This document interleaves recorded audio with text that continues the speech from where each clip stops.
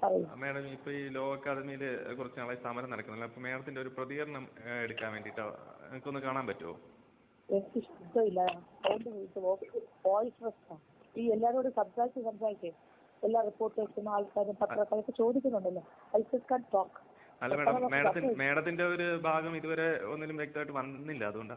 ഇല്ല, വന്നില്ല. പക്ഷെ പറഞ്ഞിട്ട് കാര്യമില്ല. ഇപ്പൊ പറഞ്ഞിട്ട് കാര്യമില്ല. വന്നാലും കാര്യമില്ല.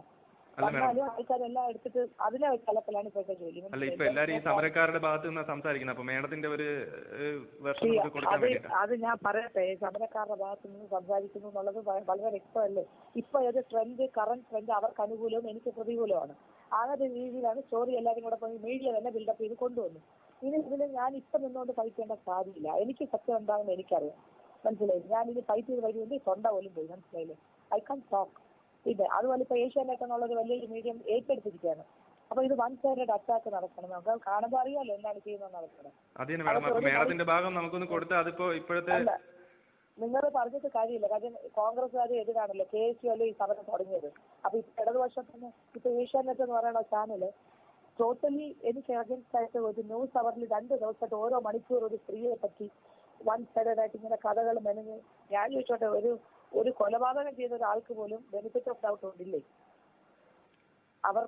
അവരെ അക്യൂസ്ഡ് മാത്രമാണ്. അവരെ പറ്റി ചുമ്മാ ഇങ്ങനെ ചെയ്തു എന്നുള്ള രീതിയിൽ പറയാന്ന് പറഞ്ഞാൽ എന്താണ്? ചെയ്തത് ആരെങ്കിലും കണ്ട് എന്തോന്ന് ഈ പറയുന്നത്? ഒരു 10 പേര് വന്ന് പറഞ്ഞാൽ സത്യമാവും. അത് പക്ഷെ എനിക്കിപ്പോ ഒരു ചാനലിനും വിശ്വാസമില്ല. പറയുന്നതല്ല വരുന്നത്. ഏഷ്യാനെറ്റുകാർ വന്നൊരു ബൈറ്റ് എടുത്തോണ്ട് പോയിട്ടുണ്ട്. അത് വെച്ചാണ് അവർ വിചിത്രത്തിൽ ഇട്ടത്. കണ്ടല്ലോ നിങ്ങള്.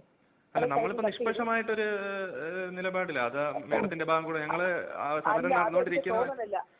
എനിക്ക് തോന്നുന്നില്ല നിഷ്പക്ഷമാവും. I am not sorry. എനിക്ക് ശബ്ദവും ഇല്ല.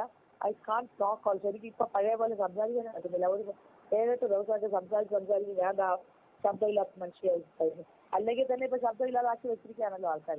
എന്റെ സൈഡൊന്നും ഞാൻ ഒരിക്കൽ കാര്യം പറയുന്നുള്ളൂ. ഈ കുട്ടികൾ പറയുന്നതെല്ലാം കേൾക്കുന്നുണ്ട്, ഞാനും കേൾക്കുന്നുണ്ട്.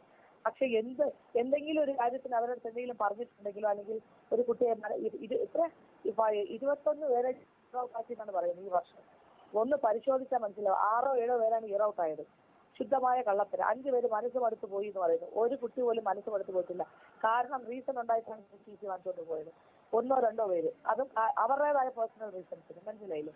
അത് ചുമ്മാ പറയുന്നതാണ്. ചുമ്മാ പറയുന്നത്. ഹോസ്റ്റലിനകത്ത് ക്യാമറ കൊണ്ട് ബാത്റൂമിൽ പറയുന്നത്. അതിനകത്ത് എവിടെ ഇരിക്കുന്നു ക്യാമറ? ആർക്ക്? ഈ പറയുന്ന ചാനലുകൾക്കൊക്കെ അവിടെ ഒന്ന് പരിശോധിക്കാമായിരുന്നല്ലോ. ആര് പരിശോധിച്ചു? ഇത്തരം വാർത്തകൾ കേൾക്കുന്നതിന് മുമ്പ് നോക്കി. അപ്പൊ ഇതൊന്നും ഞാൻ പറയേണ്ട കാര്യങ്ങളല്ല. ഞാനിത് ഡേ 1 ഓൺവേർഡ്സ് പറയുന്ന കാര്യങ്ങളാണ്. ഈ ഇവിടെ നിന്ന് സമരം ചെയ്യുന്നവരിൽ ഒരുപാട് പേര് ഈ അവർക്ക് പിന്നെ അറ്റൻഡൻസ് ഇല്ലാതെ ഇയർ ഔട്ട് ആയവരാണ്.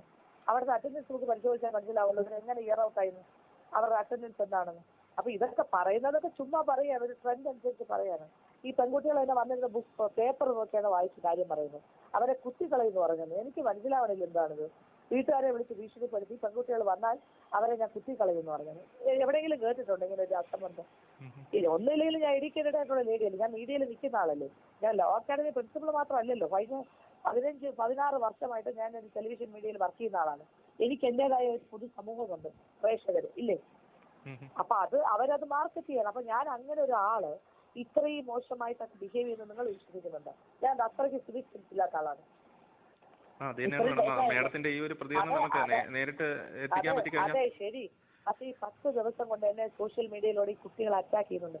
അവര് പറയുന്ന ഭാഷ, അവർക്ക് പറയാൻ കൊള്ളുന്ന ഭാഷയാണ്. ഒന്നുമില്ലെങ്കിൽ ഒരു സ്ത്രീയാണ്, ഒരു പ്രിൻസിപ്പളാണ്, പ്രായമാണ്, അവരുടെ അമ്മയുടെ പ്രായമുണ്ട്. അവര് പറയാവുന്ന ഭാഷയാണോ പറയുന്നത്? എടി പോടി മറ്റവളെ മറിച്ചവളെ. നിങ്ങൾ കാണുന്നില്ലല്ലോ പോസ്റ്റുകൾ. ഇത്രയും പറയുമ്പോഴും ഞാനിത് വായിക്കുമ്പോഴും ഞാൻ പ്രതികരിച്ചിട്ടില്ലല്ലോ ഇതുവരെ. നോർമലി നിങ്ങൾ കണ്ടിട്ടുണ്ടല്ലോ, ഒരു വീഡിയോ കണ്ടിട്ടുണ്ട് രാജിതാതാരനെ ചീത്ത വിളിക്കുന്നത്. അവരത്രയും ചീത്ത വിളിച്ചിട്ട് ഞാൻ അനങ്ങിയിട്ടുണ്ടോ? അതൊരു പബ്ലിക് ലക്ഷക്കണക്കിന് 10 ലക്ഷത്തിൽ കൂടുതൽ വ്യൂവേഴ്സ് കണ്ട ഒരു പോസ്റ്റാണത്. ഞാൻ അനങ്ങിയിട്ടുണ്ടോ? എന്റെ മുഖത്ത് നോക്കിയാണ് അവർ ചീത്ത വിളിച്ചത്. ഞാൻ അനങ്ങി ഇല്ലല്ലോ. അപ്പൊ അങ്ങനെ ഒരാളാണെങ്കിൽ അനങ്ങണ്ടേ? അപ്പൊ അന്ന് തുടങ്ങിയതാണ് ഈ പീഡനം പരമ്പര, മനസ്സിലായില്ലേ. അപ്പൊ ഈ കുട്ടികൾ തന്നെ അതൊക്കെ വീണ്ടും എടുത്ത് പോസ്റ്റ് ചെയ്യുക. എനിക്ക് ഇപ്പൊ നോക്കുന്നത് വെച്ചാല് എനിക്കെതിരായിട്ട് ആരൊക്കെ ഉണ്ടോ, ഏതൊക്കെ പോസ്റ്റസ് ഉണ്ടോ, അവരെല്ലാവരെയും മൊബിലൈസ് ചെയ്ത് ഒരു സ്ഥലത്ത് വയ്ക്കണം. എന്റെ കോളേജിൽ ഞാൻ പഠിപ്പിച്ച കഴിഞ്ഞ 27 വർഷം ഞാൻ പഠിപ്പിച്ചിട്ടുണ്ട്. ഈ 27 years ആയിട്ട് ഏകദേശം ലക്ഷക്കണക്കിന് പിള്ളേരെ ഞാൻ പഠിപ്പിച്ചിറക്കിയിട്ടുണ്ട്. അതിൽ ഇപ്പൊ നിൽക്കുന്ന ഈ മൈനോറിറ്റി ഓഫ് സ്റ്റുഡൻസ് ഇവർ എത്ര പേരുണ്ട്? ഈ ഫേസ്ബുക്ക് പോസ്റ്റിലൂടെയും നേരിട്ടുള്ള സമരത്തിലൂടെയും ഇതിൽ പാർട്ടിസിപ്പേറ്റ് ചെയ്യുന്ന ഒരു മാക്സിമം പോയ 1000 പേര് കാണുമായിരിക്കും. I M telling the maximum. There are lots lakhs of other people, എത്ര ലക്ഷക്കണക്കിന് ആൾക്കാരുണ്ട് ഞാൻ പഠിപ്പിച്ച സ്റ്റുഡൻസ്. അവരൊക്കെ എവിടെ പോയി? അവരെല്ലാം എന്നെ പറ്റി പറയുന്നില്ലല്ലോ. പക്ഷെ അവരെ ഒന്ന് മൊബിലൈസ് ചെയ്ത് ഇങ്ങോട്ട് കൊണ്ടുവരാനൊന്നും ഇവിടെ ആളുമില്ല, എനിക്ക് അതിനുള്ള ആവശ്യമില്ല, സമയവുമില്ല. അത് ചെയ്തു കഴിഞ്ഞാൽ എനിക്ക് അനുകൂലമായിട്ട് പറയാൻ ലോകത്തിൽ ആയിരക്കണക്കിനല്ല ലാക്സ് ഓഫ് പീപ്പിൾ. അതൊന്നും ആരും പറയുന്നില്ല, മനസ്സിലായി. പക്ഷെ എനിക്ക് ഒരുപാട് മെസ്സേജസ് വരുന്നുണ്ട്, മാം ബി സ്ട്രോങ്, ഞങ്ങളുണ്ട് കൂടെ എന്ന് പറഞ്ഞ് എത്ര മെസ്സേജ് വരുന്നു. So many old students are messaging, ഞങ്ങൾ എന്തെങ്കിലും ചെയ്യേണ്ട ആവശ്യമുണ്ടോ?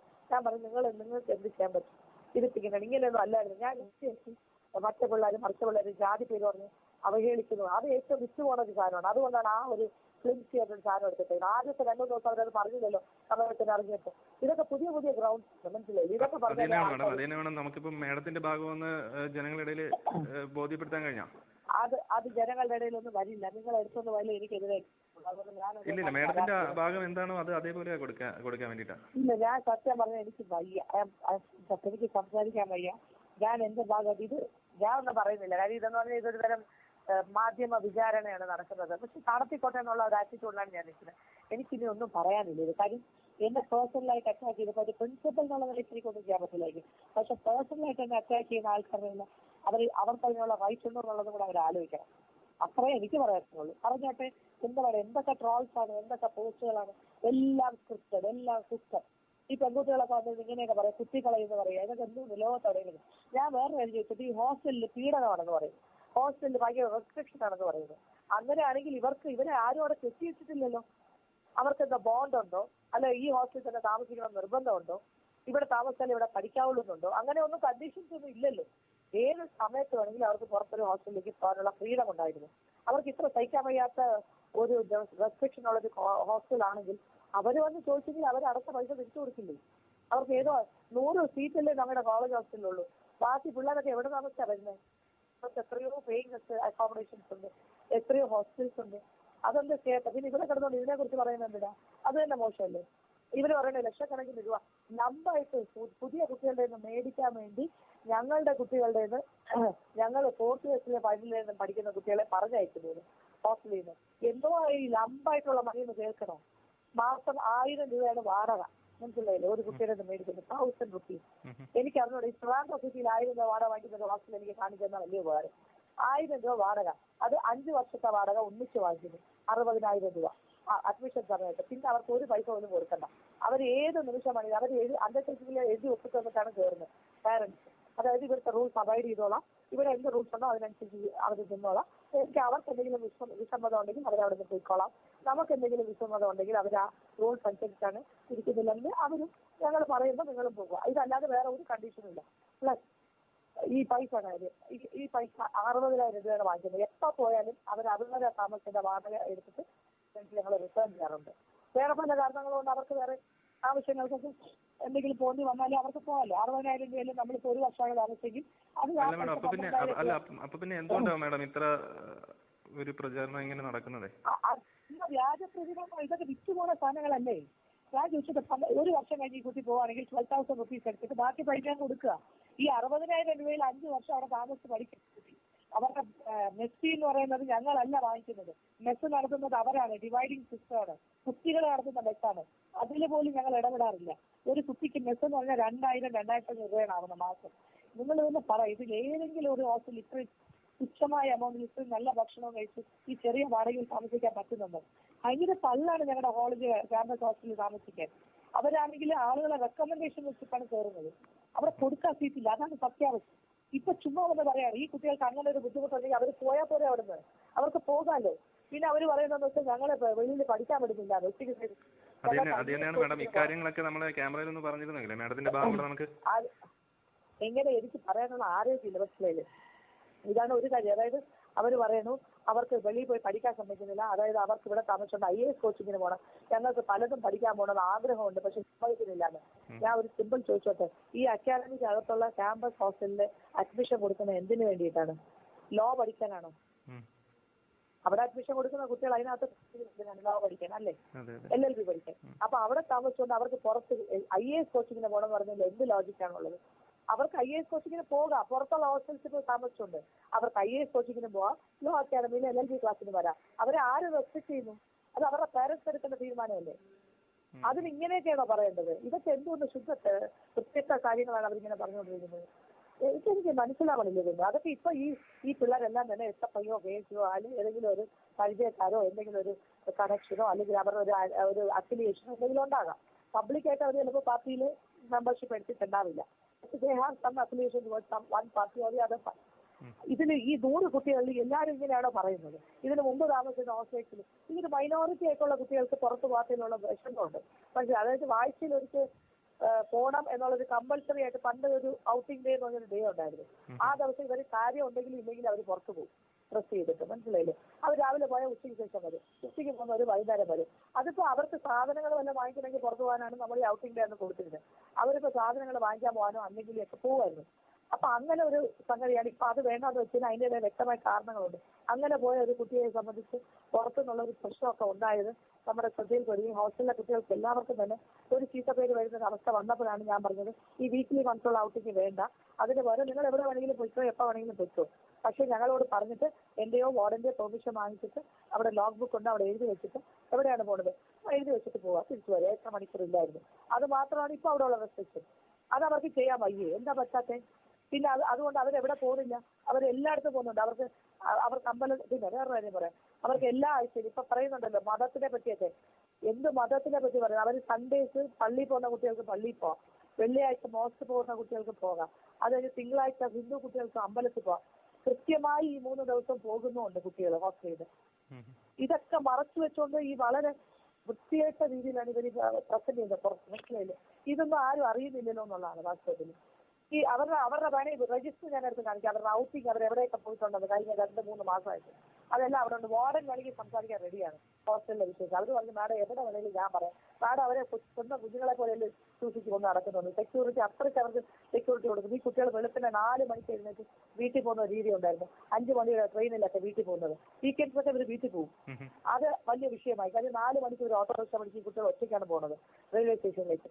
അത് പിന്നെ ഇവര് പോകുന്ന വഴിക്ക് എന്തൊക്കെയാ കുറെ കാര്യങ്ങൾ റിപ്പോർട്ട് ചെയ്തു. മനസ്സിലായി? അവിടെ ചെന്നിട്ടോ ഇവരെല്ലാം കൂടെ ഒന്നിച്ച് ബുക്ക് ചെയ്ത് ട്രെയിനിൽ ഒരു കമ്പാർട്ട്മെന്റിൽ നിന്ന് പോകുന്നു. അങ്ങനെ കുറെ വിഷയങ്ങളൊക്കെ വന്നിട്ട് വേറെ ചില വിഷയങ്ങളൊക്കെ വന്നിട്ട് കുറച്ച് കുട്ടികളുടെ കാര്യത്തിൽ, എല്ലാവരും ഞാൻ പറയുന്നില്ല, അങ്ങനെ കുറച്ച് വിഷയങ്ങളൊക്കെ വന്നപ്പോഴത്തേക്ക് ഞാൻ പറഞ്ഞു നിങ്ങൾ ഈ 4 മണിക്കൊക്കെ ഇറങ്ങി പോകുന്നത് സേഫ് അല്ല.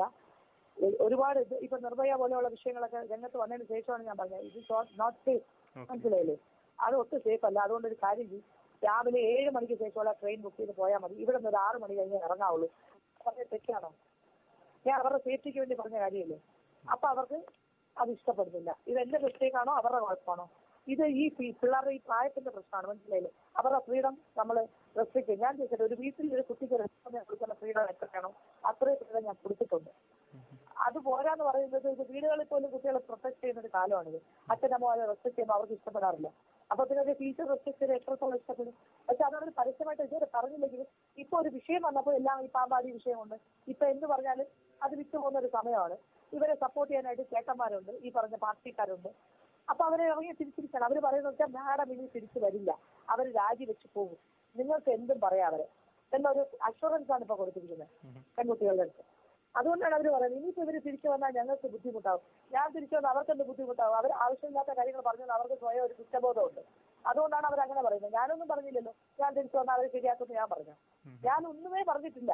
അവര് തന്നെ സ്വയം അസ്യൂം ചെയ്താണ് പറയുന്നത്. Because they are feeling guilty of what they said. അവർ പറഞ്ഞത് സത്യവിരുദ്ധമായ കാര്യങ്ങളാണെന്ന് അവർക്ക് തന്നെ അറിയാം. അവർ 7 മണിക്ക് ശേഷം പോകാൻ പറയുന്നത് വീട്ടിൽ. അതുപോലെ ഞാൻ എന്തല്ല അവിടെ ചെന്ന ഉടനെ ഇവിടുന്ന് വാർഡൻ വിളിച്ച് അവരുടെ വീട്ടിൽ പറയും കുട്ടി ഇവിടെ നിന്ന് തിരിച്ചിട്ടുണ്ട്, അവിടെ എത്തിക്കഴിഞ്ഞാൽ ഉടനെ ഞങ്ങളെ ഒന്ന് ഇൻഫോം ചെയ്തതെന്ന് പറയും.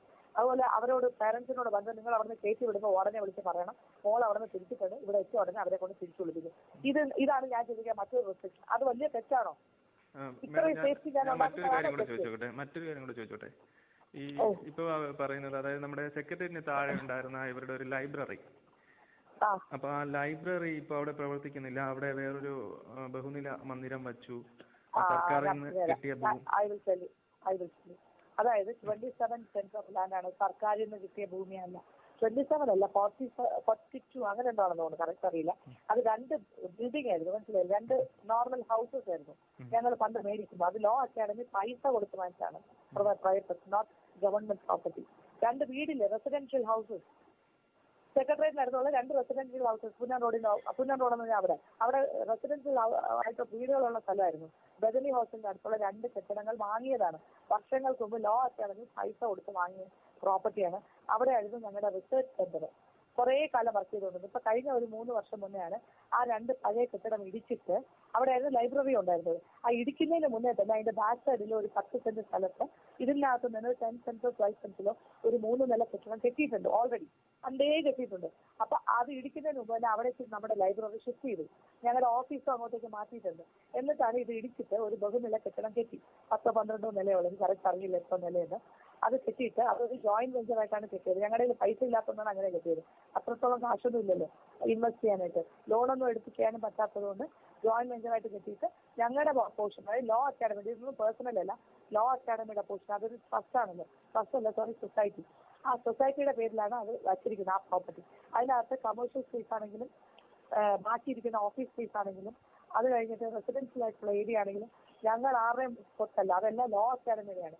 ആ ട്രസ്റ്റിന്റെ കണ്ടീഷൻ അനുസരിച്ച് അതിനകത്തുള്ള കാര്യങ്ങളെല്ലാം തന്നെ ഈ പ്രോപ്പർട്ടി എല്ലാം നമ്മുടെ കോളേജിന്റെ ആവശ്യത്തിന് വേണ്ടി ഉപയോഗിക്കാവുന്നതാണ്. ഇത് കോളേജിന്റെ ആവശ്യത്തിന് വേണ്ടി മാത്രമേ അത് ഉപയോഗിക്കാനും പോകണുള്ളൂ. കാര്യം ഇതിന്റെ വാടകയും എന്തെങ്കിലും കിട്ടുന്നുണ്ടെങ്കിൽ തന്നെ ഈ കമേഴ്ഷ്യൽ ഏരിയയിൽ വാടകയ്ക്കല്ലേ കൊടുക്കാൻ പറ്റുള്ളൂ. അത് കൊടുക്കാൻ പറ്റുകയാണെങ്കിൽ ആ പൈസ എടുത്ത് ഫണ്ടിലേക്ക് എടുക്കും. മനസ്സിലായില്ലേ? ഇതിന്റെ ലോ അക്കാഡമിയുടെ ഫണ്ടിലേക്കാണ് അത് പോകുന്നത്. ഞങ്ങളിതൊന്നും തുടങ്ങിയിട്ടില്ല, കെട്ടിടം വേണ്ടി കഴിഞ്ഞതേ ഉള്ളൂ. അതിന്റെ ഇന്റീരിയർ വർക്കൊക്കെ നടക്കുന്നേ ഉള്ളൂ, ഒന്നും ആയിട്ടില്ല. ചുമ്മാ പറയുന്നതാണ്, മനസ്സിലായില്ലേ? ഒരൊറ്റ അപ്പാർട്ട്മെന്റ് പോലും അവിടെ വിറ്റിട്ട് പോലും ഇല്ല. അത് ലോ അക്കാഡമിയുടെ പ്രോപ്പർട്ടിയാണ്. അത് ഞങ്ങൾ ഉദ്ദേശിക്കുന്നത് തന്നെ സ്റ്റുഡൻസിനൊക്കെ വരുമ്പോൾ കൺസെഷൻ റേറ്റിൽ താമസിക്കാനുള്ള സൗകര്യങ്ങൾ, മനസ്സിലായില്ലേ? അതിന്റെ ഫണ്ട്സെല്ലാം എടുത്തിട്ട് നമ്മുടെ കോളേജിന്റെ എഡ്യൂക്കേഷൻ പർപ്പസിന് വേണ്ടി ഉപയോഗിക്കാൻ വേണ്ടിയിട്ടാണ്. ഞങ്ങൾക്ക് ഗവൺമെന്റ് എയ്ഡൊന്നും ഇല്ല. അപ്പൊ ഇതെല്ലാം ഞങ്ങളുടെ കോളേജിന്റെ തന്നെ ബെറ്റർമെന്റിന് വേണ്ടി, അക്കാഡമിക് ആക്ടിവിറ്റീസിന് വേണ്ടി അതിൽ നിന്നും റേറ്റ് ചെയ്യാന്നുള്ള ഇതിലാണ് ചെയ്തിരിക്കുന്നത്. അതിൽ തന്നെ ലൈബ്രറി ഒക്കെ ഇപ്പോഴും ഫംഗ്ഷൻ ചെയ്യുന്നുണ്ട് അതിന്റെ ബാക്കിലത്തെ ബിൽഡിങ്ങിൽ. അപ്പൊ എല്ലാം സത്യമല്ലാത്ത കാര്യങ്ങളാണ് പറയുന്നത്. Everything is flimsy and baseless allegation. അതിന്റെ ഫാക്ട് അറിഞ്ഞൂടാ. അത് ഇന്നലെ അയാൾ ഇരുന്ന് ടി വിയിൽ ഇരുന്ന് പറയാം, ഗവൺമെന്റിന്റെ നിന്ന് പാട്ടത്തിന്റെ എടുത്ത്, ഏതൊരാൾ പറയാം പാട്ടത്തിന്റെ അടുത്ത സ്ഥലം എടുത്ത് വെച്ച് നമ്മൾ ഉപയോഗിക്കുന്നു.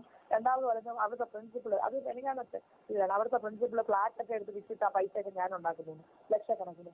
ഞാൻ അത് അവരൊന്ന് പ്രൂവ് ചെയ്താൽ ഞാൻ ഏത് സമയത്താണെങ്കിലും എന്ത് ചെയ്തത്. ഞാൻ അവർക്ക് ഒരു ഫ്ലാറ്റോ ഒരു അപ്പാർട്ട്മെന്റോ ഒരു സാധനമെങ്കിലും എന്റെ പേരിൽ ഉണ്ടോ, ഞാൻ വിറ്റിട്ടുണ്ടോ, അത് ആർക്ക് വേണമെങ്കിലും പരിശോധിക്കാം. അങ്ങനെ ഒരു ഇഷ്യൂവേ ഇല്ല ഇവിടെ. ഇത് ചുമ്മാ എന്തൊക്കെ പറയുന്നത്, ഇവിടെയൊക്കെ ഉള്ളവരെ എല്ലാവരും തിരിച്ചു പിടിച്ചോണ്ട് വരാണ്. ഇപ്പൊ ഏറ്റവും വലിയ രസം വെച്ചാൽ എന്നെ ചീത്ത പറഞ്ഞ അനുവാദമായത് അന്ന് പബ്ലിക്കായിട്ട്, നിങ്ങൾക്ക് അറിയാമോന്ന് അറിഞ്ഞൂടെ, കൈരളിയിൽ കണ്ടിരുന്നു അത് ആ വീഡിയോ? ആ സ്ത്രീ പോലും ഇപ്പൊ രംഗത്ത് ഇറങ്ങിയിട്ടുണ്ട്. അവര് ഈ പറയുന്ന ഈ പെൺകുട്ടികളും ആൺകുട്ടികളും പോസ്റ്റ് ചെയ്യുന്ന സാധനങ്ങളില്ലേ എനിക്കെതിരായിട്ട് വരുന്നത്, അതെല്ലാം എടുത്ത് അവരുടെ ഫേസ്ബുക്കിൽ പോസ്റ്റ് ചെയ്തുകൊണ്ടിരിക്കുന്നു, പബ്ലിസിറ്റി. ഞാൻ എന്ത് ചെയ്തിട്ടാണ്? അപ്പൊ എല്ലാ ശത്രുക്കളും കൂടെ വളരെ ഇതിനൊക്കെ എന്റെ അടുത്ത് ശത്രുത എന്തിനാ? ഒരു കോമ്പറ്റീഷന് ഞാൻ ജഡ്ജായി പോയി, അതാണ് എന്റെ ശത്രുത എന്നോടുള്ള. ഞാൻ എന്നെ ഏൽപ്പിച്ച ജോലിയല്ലേ ചെയ്തത്, എനിക്ക് എല്ലാവരെയും ജയിപ്പിക്കാൻ പറ്റും. ഒരു കോമ്പറ്റീഷൻ എന്ന് പറഞ്ഞാൽ ഒരാളല്ലേ അവസാനം വിന്നർ ആവുള്ളൂ. അത് അവരെ ആ കോമ്പറ്റീഷൻ പുറത്താക്കിയിട്ട് പോലും ഇല്ല. അവരുടെ ഒരു ഫീലിംഗ് ആണ് എന്നോട് ഞാൻ അവരെ പുറത്താക്കുന്നത്. അതിന് വേണ്ടിയിട്ടാണ് അവർ അത്രയും പറഞ്ഞത്. ഞാൻ അതിനുവേണ്ടി എന്ത് തെറ്റ് ചെയ്തു? കൈരളി ചാനലിൽ അതെടുത്ത് പബ്ലിഷ് ചെയ്യുകയും ചെയ്തു. ഞാൻ കൈരളിയെ വാസ്തവത്തിൽ കൈരളിയെ പുറത്ത് കാണിക്കാൻ പോലും പാടില്ലാത്ത വീഡിയോ ആണ്. എന്നിട്ട് എന്താ ചെയ്തേ? അത് എഡിറ്റ് ചെയ്ത് മാറ്റേണ്ട സാധനം എഡിറ്റ് ചെയ്യാതെ എടുത്ത് കാണിച്ചു. ഓർച്ചിടായിടും ഞാൻ എന്തെങ്കിലും ചെയ്താന്നൊക്കെ. ഇതൊക്കെ എല്ലാ ഇൻജസ്റ്റിസ് ആണ് നടന്നുകൊണ്ടിരിക്കുന്നത് ഇവിടെ. എനിക്കത് പറയാനാരുമില്ല, ആരും പറയുന്നില്ല, ഞാനും പറയുന്നില്ല. ചെയ്യട്ടെ, ഞാൻ വിചാരിക്കണം മാക്സിമം ചെയ്യട്ടെ, ദൈവം കാണുന്നുണ്ടല്ലോ. സംസാരിച്ചതിന് നന്ദിയുണ്ട്. എന്തോ സംസാരിച്ചതിന് നന്ദിയുണ്ട് മാഡം. ഓക്കെ.